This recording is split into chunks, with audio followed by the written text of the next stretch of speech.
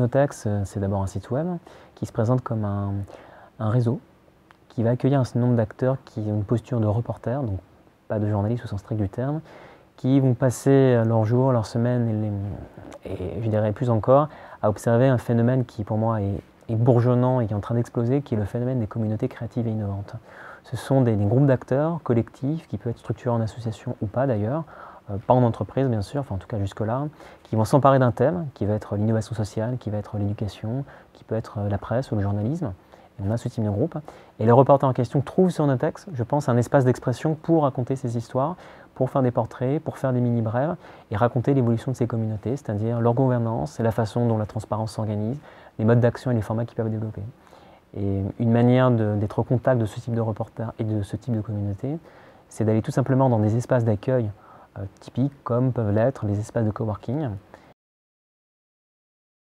La frontière entre reporter et journaliste, elle est quelquefois de plus en plus floue. Et donc, il m'est arrivé déjà, alors je ne suis pas très vieux naturellement, mais de m'emparer de dossiers et d'accompagner des jeunes journalistes. Voilà, c'est là la nuance que j'aimerais faire. C'est plutôt travailler avec des jeunes journalistes qui n'ont pas forcément le temps dans leur quotidien de s'emparer d'un sujet et le développer sur un long moment, sur une longue séquence. Et c'est pour ça que le rôle des communautés est structurant, parce que ces communautés s'emparent justement d'un centre d'intérêt, d'un domaine, d'un topic, comme on peut dire,